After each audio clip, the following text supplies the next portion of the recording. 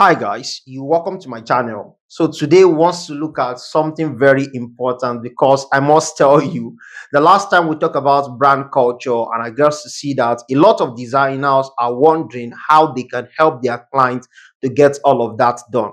How you can help your clients to get all of that done is if you are truly a brand strategy or you are truly a brand designer.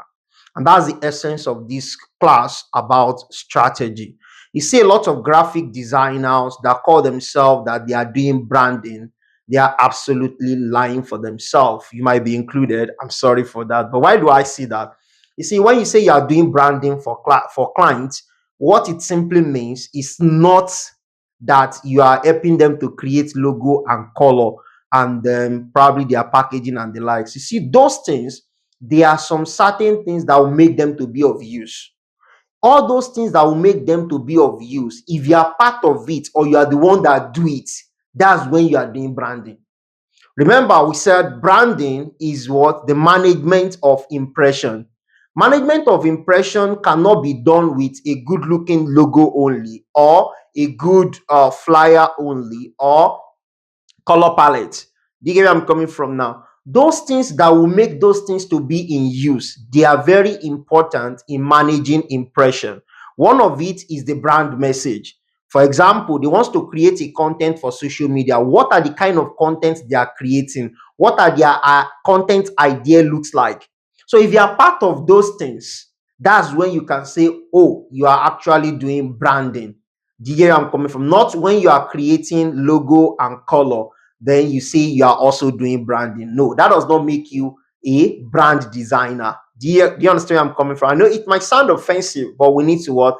Understand what is what so that we can claim who we actually correct. So let's quickly look into this. So let's take, for instance, that you want to be a brand strategist as a designer. It's quite simple and there's nothing too much or kind of ambiguous when it comes to becoming a brand strategist. And I want you to understand that. You see, sometimes when clients comes to meet you and they come with brief, you need to ask or question where that brief come from. Not a client that you are the one sending your questionnaire to them and they fill the questionnaire and that is what you receive as what? As brief. I'm talking about the real clients that they come to meet you and submit brief to you. Ask them, where is that brief coming from? Because it is a brand strategy. One of the job of a brand strategist is to write what? Brief. Am I making sense now? So how can you write brief about the business that you don't know? And remember, if a startup wants to start, they need a strategist than they need a designer. Designers will come secondary, though you are very important, absolutely important. But what is more important is the good foundation, and that will be done by a strategist. So you can as well be one because there's nothing ambiguous in becoming a brand strategist. And I'm going to what? Use this particular method that I learned from a very good colleague, and it's a senior colleague. I've not been able to meet him before, but I've benefited from his channels a lot. And that is what? Arik. You can as well check out his YouTube page to learn more about what I'm about to talk about now. Now, becoming a brand strategist, just for you to understand some basic things. And Arik did what? A good job in classifying your process of helping your clients to strategize when they want to start their brand. And what are those things? Brand core, brand positioning, and brand persona. You see those three things? Arik pieces them and categorize them into three. What do I mean? Brand core was divided into three. That is into brand purpose, core values, and the last things to look there is the vision. Those three things, they are what makes the brand core. And I'm going to be talking about how to run the exercise to determine those things. But when it comes to brand positioning, two things are also to be done there.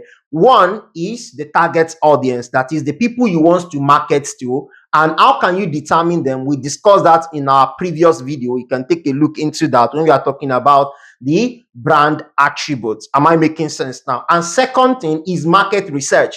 How do you do market research, do competitor analysis and the likes? And the third thing is awareness goal. What are going to be the things that will be the brand touch point for this particular business that is about to start? Then you move to the third category where we talk about what the brand persona. There, you want to determine the tone or voice of that particular brand. You want to determine their archetypal mix. And lastly, you want to talk about their tagline or slogan.